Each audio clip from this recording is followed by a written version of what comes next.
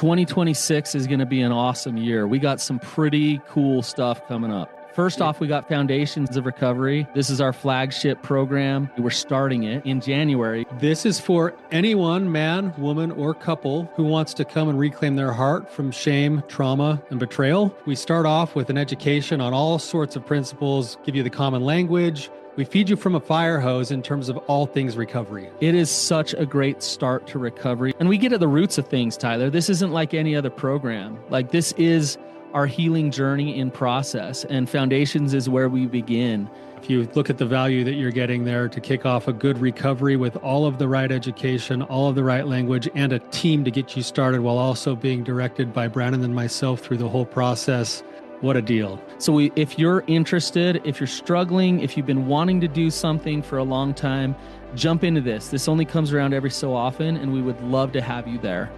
Click the link in the description to sign up for it. And to make it even sweeter, we're also including a raffle for a free pass to the Radiant Dawn retreat. Anyone who signs up for Foundations will be added to the raffle for that free Radiant Dawn pass. If you're a man and you sign up for Foundations, your name still gets entered, and you can give that pass away if you win it to any woman that you want to. So what you're saying, Tyler, is if you sign up and participate in Foundations, you could possibly go to Radiant Dawn for free? That's exactly what I'm saying, which is crazy because Foundations by itself is already an insane value. Man, I sound so salesy. But it actually is awesome. So come to Foundations. And even if you don't come to Foundations, sign up for Radiant Dawn. It's beyond therapy, the best healing experiences that you can have. Click the link below and come join us. Our relationship feels like a yo-yo after betrayal. How long do I keep doing this? Welcome to the Therapy Brothers podcast. I'm Brannon. I'm Tyler. We're brothers. We're therapists. And we know recovery. Bring your stories, your questions, your successes with real recovery.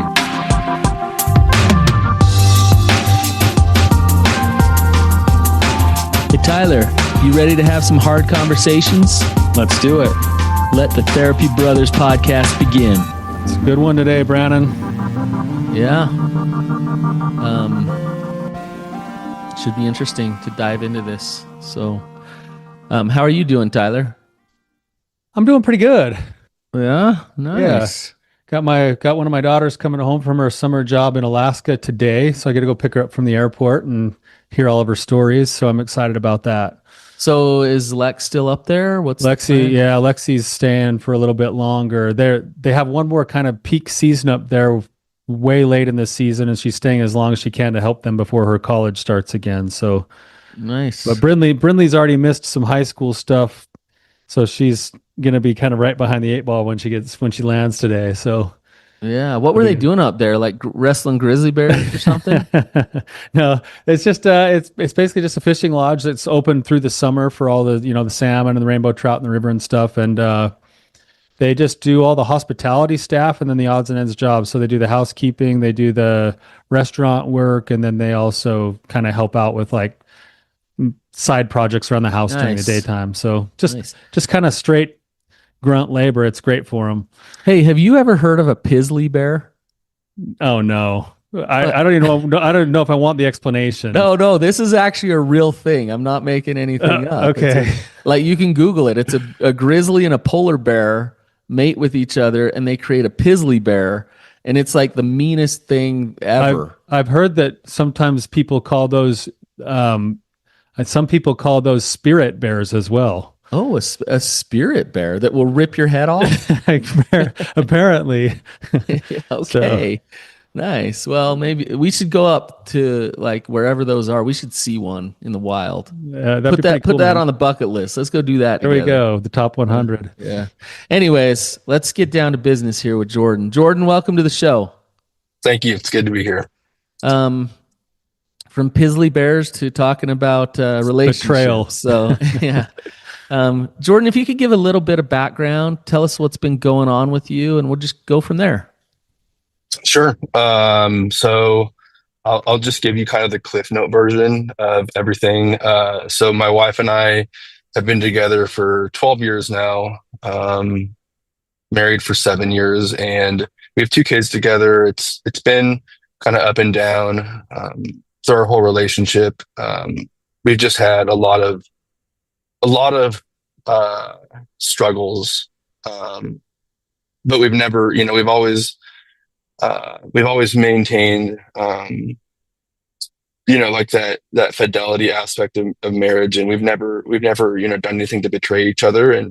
And uh, a few years ago, we moved back home, and my brother and I actually decided to start our own business. And uh, man, I'm trying to just keep it short here. I know we're limited on time, so I'm trying to You're keep it. okay, Jordan. Just keep it going. Yeah. So we started our own business, and my wife works as a nurse. And so while I was growing my business, she started taking on travel assignments all over the United States. And, while we had two kids at home. And so I took care of most of those duties while she traveled. And so over time, she started taking assignments closer to home. And I actually work as a nurse as well. And so whenever I started my own business, I decided to take a step back from nursing. And part of me became resentful for that. And I was just almost jealous of the life path that Aaron was on.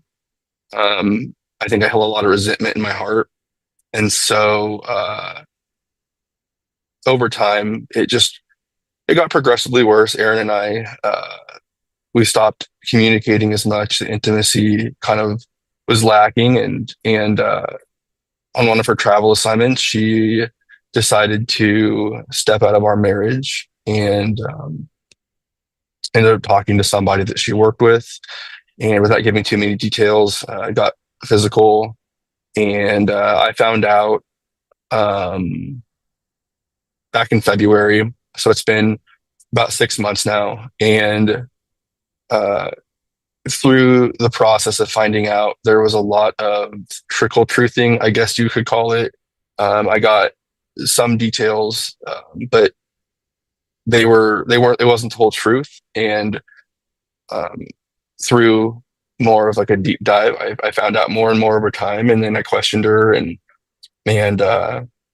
got more truth, and then some more lying, and then more truth. And over the last 6 months, I feel like I've got the whole truth. But what I kind of filled you guys in on was, I feel like when I found out about a month in, I started doing work on myself, and I started listening to podcasts and journaling and doing a lot of praying and just trying to figure out like what the root cause of the problem was. And I realized that there was deeper issues in our marriage than I wanted to see. And so I realized that while there's no excuse for stepping out of the marriage and infidelity, part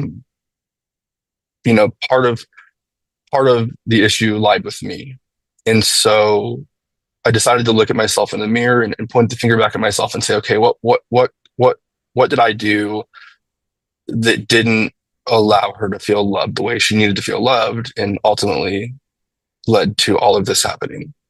And so I realized that, again, I was resentful and not communicating with her, not loving her the way she needed to be loved, not making her feel that way. And so I admitted that to her. I apologized. And, I told her there was no excuse, obviously, for what happened, but I was willing to take accountability for my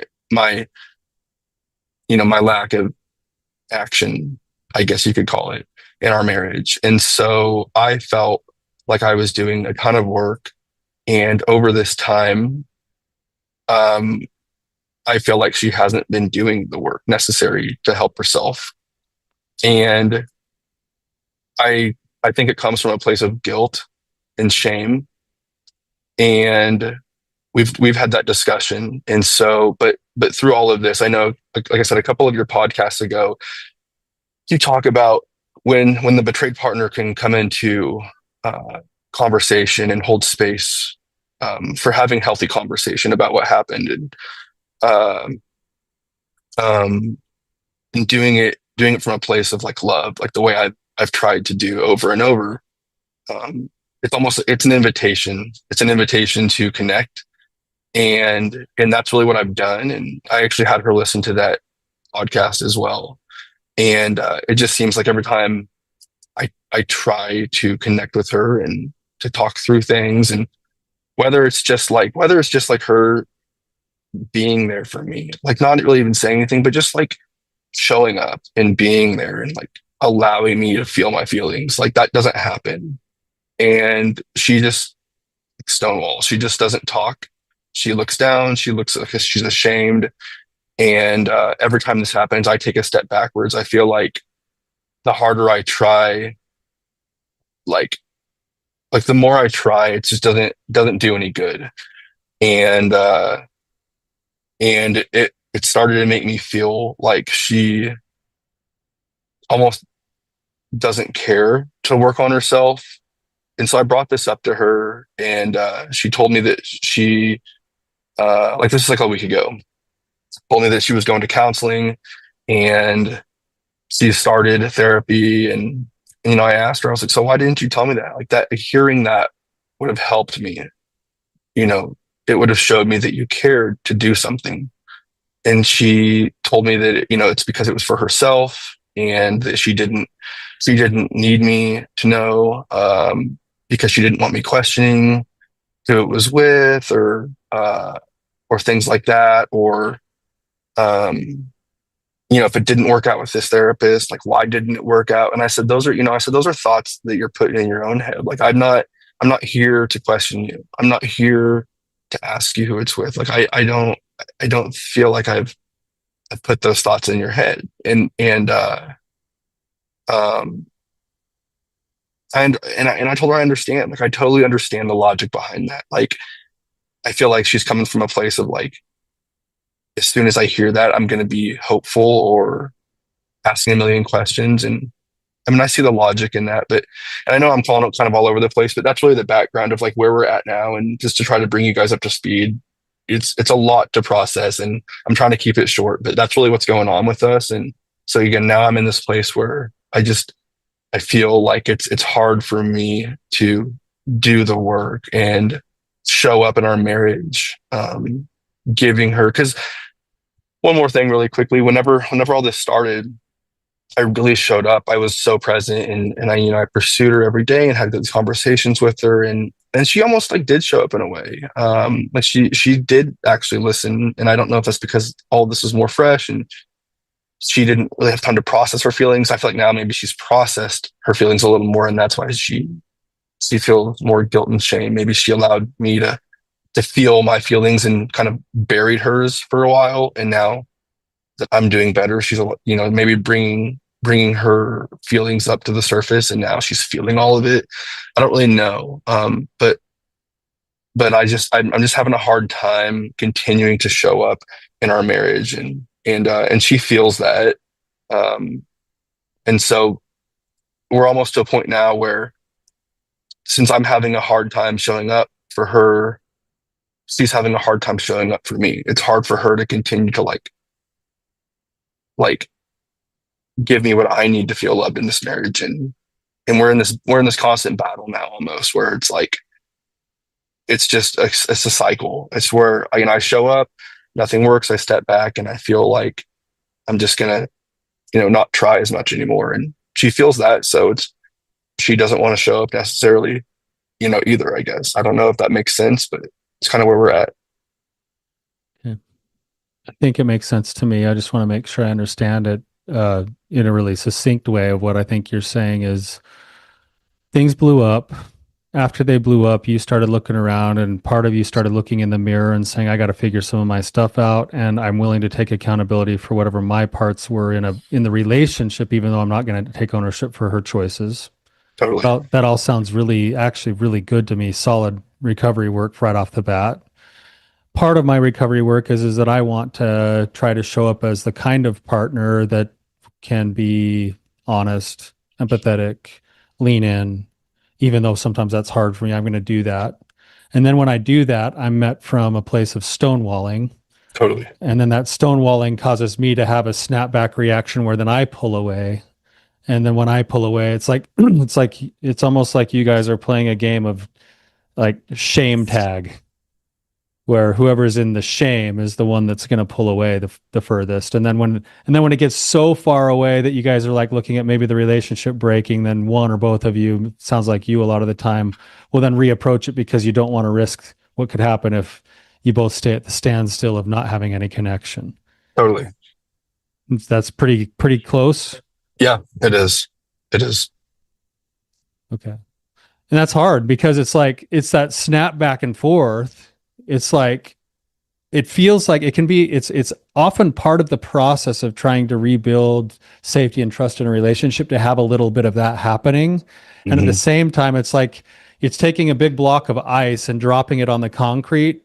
And at first it just makes a little crack, and then it makes a bigger cracks, and then starts taking chips. And eventually once you drop it, finally it kind of like shatters and explodes. And it's like a race of how quickly can we start to repair things individually and between us before we've dropped it too many times, and it's gonna be really hard to put it back together.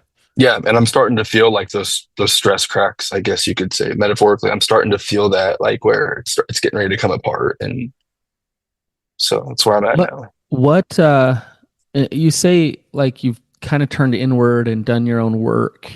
Yeah. What have you discovered? What work have you done? What has helped you? So yeah, to back up, when all of this started, we started going to marriage counseling like right away, like a couple days after it happened. We actually were going on a trip to Hawaii and then had to go to a wedding in Vegas like that week. And so I was like, I'm not going. I'm not going. And then I was like, okay, the only way we're going is if we start going to therapy and trying to like do something before we go, because I'm not going now. And so we started going to therapy, communicating with a therapist and having discussions there, and that was kind of helping. But I think through that process, I was trying to rely on my wife to make me feel better through all of this. And it was only making it worse for me. I only started falling into a deeper depression. I started having intrusive thoughts about hurting myself. And, it's like, I never, to be completely just brutally honest with you guys, like as a parent with two kids, like that's I always thought that was something I would never think. And then that thought happened, and I'm like, man, this would just be so much easier if I just didn't feel this pain anymore. And so I was like, I got to do, and so I immediately was like, I need help. So called, got a primary care doctor, got some medicine. So that helped me just feel better. But I realized like there was a lot more work that needed to be done. And I couldn't rely on my wife when she's the one who stepped out of the marriage to make me feel better, even though I was trying so hard. Right. So that's when I started like looking at like what my triggers were. And I realized that some of the music I was listening to, I would subconsciously like listen to the lyrics, and it was very triggering for me. So I started listening to more uplifting music, more positive music, whatever genre I wanted to, but like things that had like healthy lyrics. That was like the first thing I did. And then started going back to church. That was really nice. Took the kids to church, and that was great. Just me personally, I'm a Christian, and so I found that as a good source of strength for me. And spent a lot of time in prayer, and then through all of that, I started realizing that like it wasn't working as well. That was maybe a couple weeks later, like just the music thing. I mean, like I was like, okay, the songs are kind of getting old. Let's see what else I can do to kind of help myself. And so that's when I was like, hey, I like podcasts. Let's start listening to podcasts. And I found you guys and a couple others, and I've loved your guys' podcast. And so that helped me a lot. Kind of just take a different approach and a healthy approach to all of this, and listen to several topics on just infidelity, whether it's for the betraying partner, whether it's for the betrayed partner, just getting like the psychology behind all of it and understanding more of like maybe why my wife did what she did. That helped. And then again, like that, just there's two parts of, there's two sides, and it's I'm part of that equation. And so, again, never taking accountability for what happened. I'm never going to blame myself for that, but I did realize, like, hey, maybe there's something that I wasn't doing in our marriage, that I wasn't showing up in a way that I needed to. And so those are really the things that I've done over the last 6 months to help myself. Is So Jordan, this is a random question, but yeah, is divorce an option? immediately, absolutely, it was. And then I told myself, absolutely not, absolutely not, absolutely not. And anymore, I don't know. I don't want it to be. I don't want it to be. There's no option B. I don't know. Like, there's nobody else, and that's not what you're asking. But like, it's either, we're a family unit, or it's just I live for my kids. That's really like my options. I don't really know if I would call divorce an option, but I know that at this point in time, I'm tired of hurting, and I just want to protect myself as much as possible. Let's put the two things that I asked you together and see if Yeah. So I asked you basically, what are you doing with your own work, and is divorce an option? What do those two questions have to do with each other? It's a riddle, I guess. But if you think about it, what do those two things have to do with each other? Helping myself.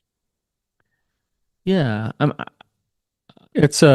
Brandon, it's a little bit of a paradox, and I don't know if this is where you're going or not. I think it is, yeah. But those two questions together are, the more that I put my focus on trusting myself, not taking things personally, being shame resilient myself, the more risk there is that I actually outgrow my relationship and might end up needing to end that relationship. And at the same time, it's also the thing that will buy me time to keep leaning into the relationship if I choose to do that. Yeah. Because if I don't have my shame resiliency, if I'm not doing my own work, if I'm still taking things too personally, shame will always be in the driver's seat, and then we'll be in this complete yo-yo game indefinitely. It's good. Yeah. Couples will match each other's level of emotional health. And so if one person starts to thrive and do a lot of work and those type of things, it can actually put the relationship at risk. And that's the where I feel invitation like to we change. are. Yeah. Then it's this catch-22 of like, okay, so now I need to stay unhealthy to stay in my relationship. So do I choose the relationship, or do I choose myself and doing my work and getting better? And that friction can be an okay thing, because it can call the other partner up if they're willing to come up. But sometimes it'll actually do the opposite.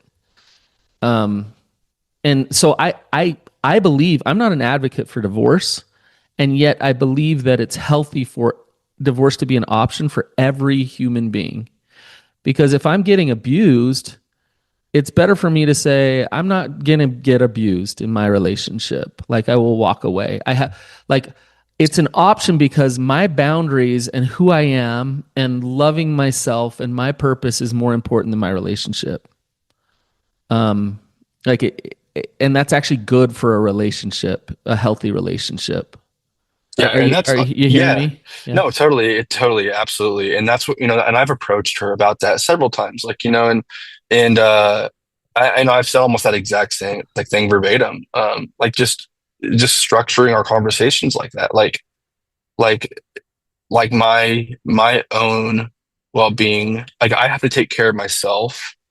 I have to show up for myself before I can show up for our marriage. And I've told her that several times. And the conversation we had the other night was, and I expect the same for her too. And that's what I told her the other night was like, I kind of use like a kind of an immature phrase, but I was like, and I said it very calmly, but I was just, it's like it's almost like my compass. Like I can pointing true north now, and I can kind of feel when things aren't going the right way, and it's almost like things I didn't really recognize before I recognize now, and I can really feel that from her. Like things aren't just really working right now, and I told her, again, kind of in a, I don't know, I felt like after I said it, it was kind of, I should have thought about the way I said it more, but I said, like, I said, well, I guess just let me know when you're ready to work on things, and she was like, well, what does that mean? And I said, it means exactly what I mean it to mean. It just means I'm willing to step away to give you the space you need to work on yourself.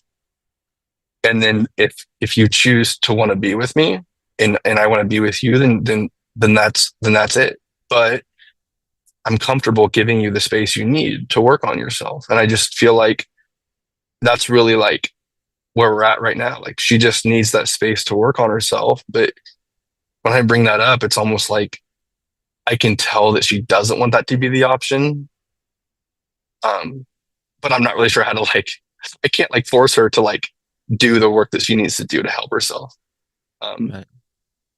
That's kind of just, I don't know if that makes sense at all, but. Yeah, it makes sense. And I think that's why what Brannon's saying is so important is that if it's not an option, what happens if you go and invite your wife to do the change and she doesn't want to change? Then all of a sudden you're down to one less option on the table. And now you got to figure out how to not resent her and be happy and not get what you were hoping for in the relationship and stay. Yeah. Which is okay. You can do that. There's a pathway to do that.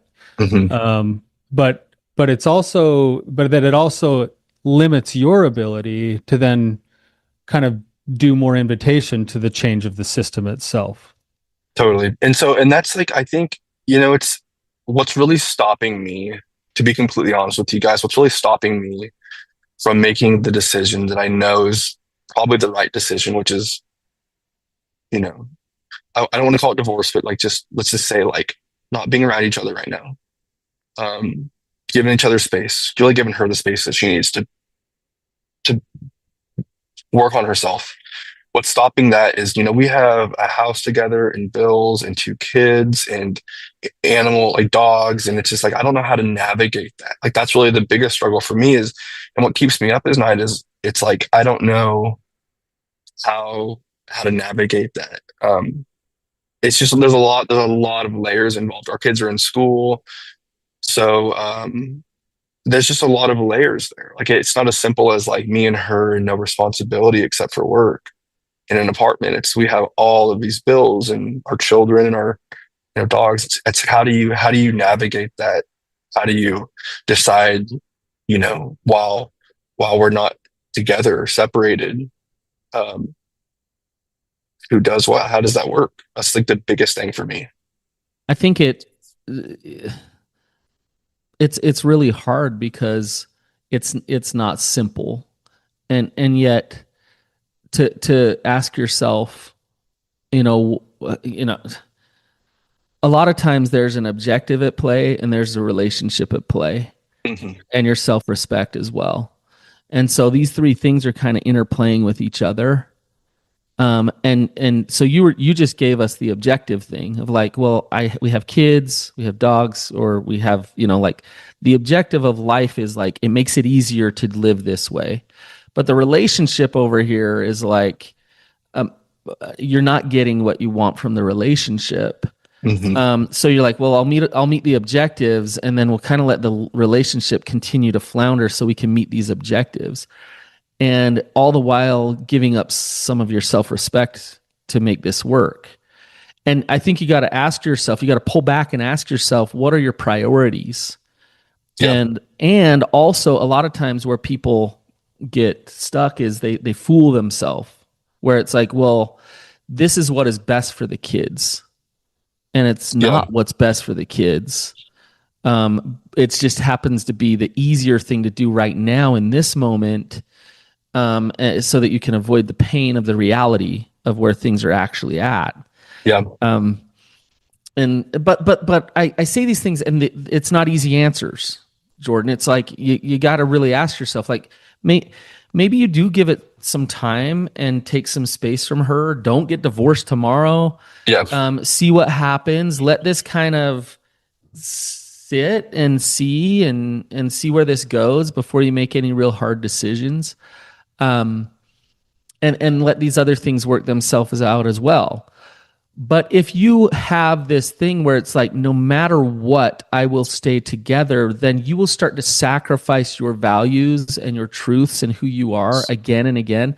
And Totally. as you do your own individual work, your individual work's not going to work, because on the back end of that, you are giving yourself away. You're showing up in fear and control versus showing up honestly, and open about who you are and trusting yourself. Do you see how that will undermine that?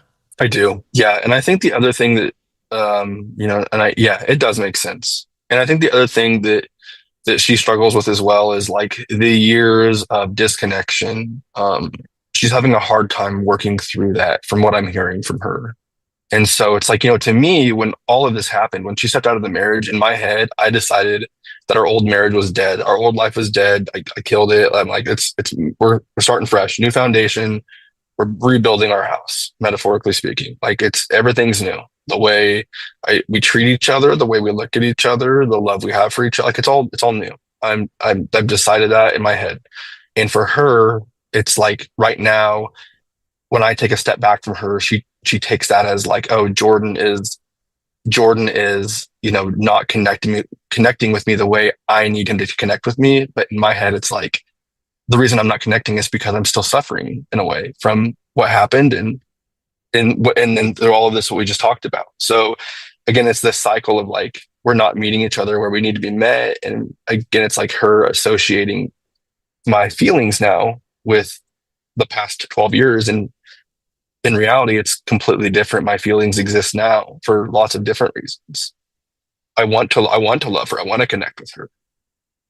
I wonder if that would be part of this while you're hanging into it. There's reasons to stay in the yo-yo and there's reasons to leave the yo-yo. And if the reasons to stay are there, then it's okay to do it a little bit. And what that means is, do I see a willingness and an effort in my partner to take a look at themselves, their own shame, their own relationship patterns, and then go to work on it and not expect perfection? Yeah. That's a reason to stay and do the yo-yo thing. And then if you're going to do that, then you can invite it to like get better when it's happening. So instead of going and having this conversation and she's saying something and you're like, but I'm not even getting my needs met right now, so I can't give you anything. Okay, that's honest. But what if instead of that, you were able to say, hey, I'm noticing that our pattern is coming up right now, and it looks like you're really needing something, and I'm feeling like there's something that I don't have anything to draw from right now, but I want to. Yeah. I might need to do some things to get something to draw from, and I'm still hurting because of this, this, and this. And then you're putting it back in her court. Now you're almost like pointing out the process as part of the work rather than getting stuck in this place of like, well, you're not meeting my needs and I'm not meeting your needs. And bam, we're just hitting. It's like, yeah, of course not, because shame is in the way. Sure. And so, like, for instance, this is something my wife used to do all the time. She'd approach me with something, want to talk about it. And I would instantly kind of do what sounds like your wife does. I'd go into like shell mode. I'd just be like, ooh, yep, I suck. I'm no good. Almost like drop all eye contact. Like that's exactly what she does. She you looks deserve down. somebody Yeah. better, all that stuff. And Yep. and my wife at first would be like, oh my gosh, like da da da da da, and then she started learning like, hey, like this is his process. And I see other parts of his life where he's trying to like change. She would just invite it back and say, hey, Tyler, I don't need you to shrink away right now. I need your presence, or I need you to listen. And if you can do that, I want to keep talking. And if not, then let's go get planted again. Like, go figure your stuff out so we can continue the conversation. Because I don't need you to disappear. I don't need you to shrink away. I don't need you to like get lost in your shame. Okay. And that was almost like to me, it was like an invite into like, oh yeah, like I don't need to take this personally right now. She's just here looking for a place to be met with some understanding and empathy. Sure. Right. So you can invite that by bringing the process out rather than the needs thing. Sure. Right? Okay. It's good. It's hard to do. It is. Yeah. Yeah. I think a lot of what you're dealing with too is like, I mean, she's still here, right? Yeah. Yeah. She's still here. And so a lot of what you're dealing with, and you brought this up, is her own, and I don't know. I mean, she's not here talking to us right now, but Yeah. it's her own just shame and guilt and things like that. And it's really unfair to you when you've been betrayed that you have to be the patient one and Yeah. The strong one. the strong one, the kind one, right? But if you can be, then it will give her a chance to start to look within a little bit and start to Yeah. process some of that guilt, start to process some of that shame. When you go to, if you, like, I'm not saying you have to be perfect, but if you go to drama or trying to force her or manipulate her into things, then she'll still feel that disconnect from you. Sure. So it's hard though, Jordan. You're in a tough position. Hmm. Yeah. And I think the other night, whenever I told her, I was like, look, you need the space. Like, I'll give you the space that you need to do your own work. I wasn't, and I told her that. I said, I'm not forcing you to do anything. I literally said that to her. I said, I'm not forcing you to do anything that you don't want to do. But I'm telling you, like, I'll give you the space. Like, and that's protecting myself. Like, that's to protect my own heart. Like, I can't do this anymore if this is how it's going to be. And that's when she brought up like the whole thing about how she started going to counseling. And I said, thank you. And I literally said, thank you for telling me that. Like, I appreciate you telling me that. Like, it was nice to hear that. So, but I told her that I'm never, anything I bring up, it's not from a place of judgment. It's not from a place of anger. It's just to, and yeah, I'm just kind of rambling now, but yeah, I've always given her the option. I've never made it like, this is the ultimatum. It's if you like, I'm here to protect myself first.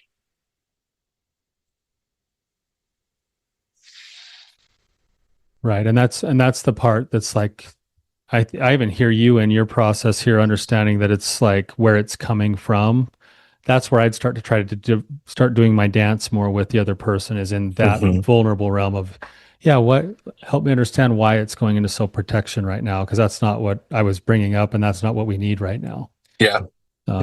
Yeah. And again, you don't want to fall all the way into then caretaking it, right? Right. Because that's like getting sucked into the drama in a different way. But it's also like being able to acknowledge it, and then you can take that time out you need. Maybe it's not a full separation or divorce, but it's like, yeah, like, and the reason she probably doesn't like that you're like, hey, I'm gonna just take a break for a minute and let you figure your stuff out. And she's like, when you actually create that space, it's the invitation for her to have to step into that a little bit more. And she's not used to that because you've over pursued it. Right. But that's the gift, even though it's uncomfortable. Sure. Yeah. Right. It's tricky stuff, Jordan. It is tricky. It's a dance. Yeah. And I know do you have like good support? Do you have friends? Do you have people you can talk to I do. that actually will like be honest with you? And Yeah, I do. I got a few good guy friends that I talk to about a lot of this. And yeah, I do. I got a good support system. that's good. Rely on them right now. You need support as you navigate this. I'd also say too, like, I know that to you it feels like a lifetime or two or 10, but in the grand context, of things, 6 months is relatively still pretty fresh. I hate to see this. You're new at this. Yeah. Yeah, and I know that that's not fun to hear, because you're like, oh my gosh, I don't want to be living in this forever. I don't want you to either. But sometimes there's almost this like added suffering that gets put on you, because you're like, I should be over this by now. Or I should make my decisions by now. I should have this figured out by now. And it's like, dang, if we're stepping into conversations about shame with each other and we're 6 months into this, we're actually probably right where we should be, or even further ahead than a lot of people are. But then there also needs to be the effort on the backside towards like, hey, we both need to figure out our shame resiliency, and here's what I'm doing, and I'd love to know what you're doing. And letting, like, when your example, letting her know, like, I don't need to ask all the questions. And she probably maybe has worries about that because maybe you've done that before. Maybe you've played 20 questions like over certain things, right? Yeah. And that's like the truth. I mean, I had like I had a lot of bad relationships before I met my wife, and I used to do that. I used to question her and about things, and she's like, "I'm not lying to you." And so now it's like when I and it's not like that anymore. Now it's like I think in my head it's like the worst of the worst has happened. So how much it can't be any worse. So now I'm to a point where I'm like, look, like the cards are on the table. Like I'm not judging you for anything. Like it almost was like a reset for me. I'm not thankful that it happened, but it like allowed me to just clear my head of any of my like it's almost like my worst nightmare happened. And so now it's like it's not really a dream anymore. Now it's not like, well, what if it happens? What if it happens? What if it happens? Maybe it did happen. It's like, okay, it happened, and this is how I feel now. Now I'm just moving forward. I'm working forward through this. And so now it's like when I ask questions, I'm not like asking 20 questions because like what if? It's like now I'm just asking questions because I want to build a relationship better than we've ever had. I want to work and grow with you and be with you. And it's like it was like I just hit a big red reset button for my own life. And I think that's it. Like, so when you go to her, number one, you're letting her know how much it means to you. If she would have just even let you know, and then she says, well, I didn't want to do it for you, and I want to do it for myself, which is a great answer. And she's like, I'm also worried about you asking too many questions. Okay, that's fair. So here's the dialectic. You're right. Sometimes I've asked too many questions and it hasn't been helpful for either of us. And it still means a ton to me if I see you taking those efforts of your own fruition. That's like medicine to my soul. That gives me hope. Yeah. Right. So that kind of information is the kind of information that I really would love from you. Yeah. Right. For sure. So you're inviting it while also kind of taking ownership for your part. Yeah. So. Yep. How are you feeling right now, Jordan? Good. Good's relative, but good. I've enjoyed talking to you guys, and yeah, it's been good talking to you guys. So Jordan, I'm feeling hopeful. Jordan, you're a good man, willing to do your own work. I love people who are willing to look within. It's not every day we get a man who's been on the betrayed side of things to come on. So appreciate your willingness to come and do that today too. Yeah. Sure.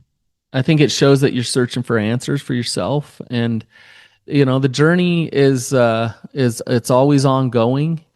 You're in a state right now of where it's pretty painful, and it's not going to be this painful forever if you're willing to actually step in and do this work.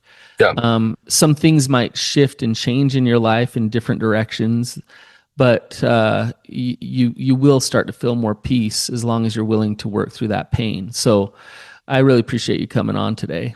Sure. Yeah, I'm happy I did. Yeah. Any last thoughts on your heart today, Jordan? Not really.